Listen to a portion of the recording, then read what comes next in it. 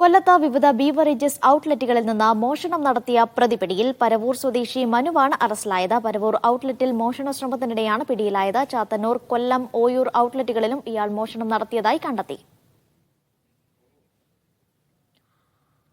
ലിജോ റോളൻസുടെ വിവരങ്ങൾ നൽകാനായി. ലിജോ, എന്താണ് ഈ കേസിന് ആസ്പദമായ സംഭവം? പ്രതിയെ എപ്പോഴാണ് പിടികൂടിയത്?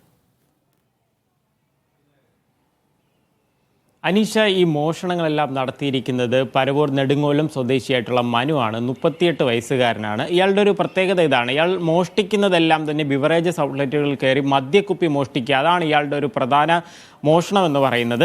ഇതിനാസ്പദമായ സംഭവം എന്ന് പറയുന്നത് നവംബർ 20-ാം തീയതി ചാത്തന്നൂരിലെ ബിവറേജസ് ഔട്ട്ലെറ്റിൽ ഒരു മോഷണം നടന്നു. നമ്മൾ ഈ ദൃശ്യങ്ങൾ ഉൾപ്പെടെ വാർത്ത നൽകുകയും ചെയ്തിരുന്നു. അതിൻ്റെ അടിസ്ഥാനത്തിൽ പോലീസ് പലതരത്തിൽ പരിശോധന നടത്തിയെങ്കിലും ആളെ കണ്ടെത്താൻ കഴിഞ്ഞിരുന്നില്ല. ഇയാളുടെ ഒരു രീതി, ഈ മദ്യക്കുപ്പി ആളില്ല എന്ന് ഉറപ്പുവരുത്തിയതിന് ശേഷം എടുത്തതിന് ശേഷം തൻ്റെ കൈക്കലാക്കി ഒളിപ്പിച്ച് അത് കടത്തിക്കൊണ്ട് പോവുക എന്നുള്ളതാണ് ഇയാളുടെ ഒരു രീതി.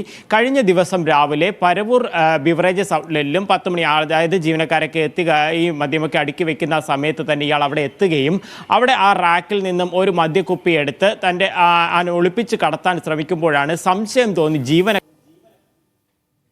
പരിശോധന നടത്തുകയും പരവൂർ പോലീസിൽ ഏൽപ്പിക്കുകയും ചെയ്തു. പരവൂർ പോലീസ് ഇയാളെ പിടികൂടുകയും തുടർന്ന് ചാത്തന്നൂരിൽ ഇത്തരത്തിലൊരു കേസുണ്ടെന്ന് അറിയുകയും ചാത്തന്നൂർ പോലീസിന് കൈമാറുകയാണ് ചെയ്തത്.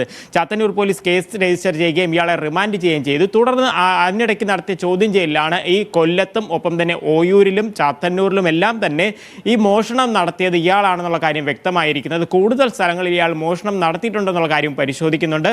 പരവൂരിലെ ഒരു ബന്ധുവിൻ്റെ വീട്ടിലാണ് ഇയാൾ താമസിച്ചിരുന്നത്. കുറേ നാൾ എറണാകുളത്തൊക്കെ ആയിരുന്നു എന്നുള്ളതാണ് പോലീസിൽ നിന്ന് മനസ്സിലാക്കാൻ കഴിയുന്ന കാര്യം. എന്തുതന്നെയായാലും ബിവറേജസ് ഔട്ട്ലെറ്റുകളിൽ കുറച്ചുനാൾ ആശങ്ക വിതറിയ ഒരു പ്രതിയെ ഇപ്പോൾ മോഷ്ടാവിനെ ഇപ്പോൾ പിടികൂടിയതിൻ്റെ ആശങ്കയിലാണ് ഈ ബിവറേജസിലെ ജീവനക്കാരെല്ലാം തന്നെ. ശരി, ലിജോ റോളൻസ് ആണ് വിവരങ്ങൾ നൽകിയത്.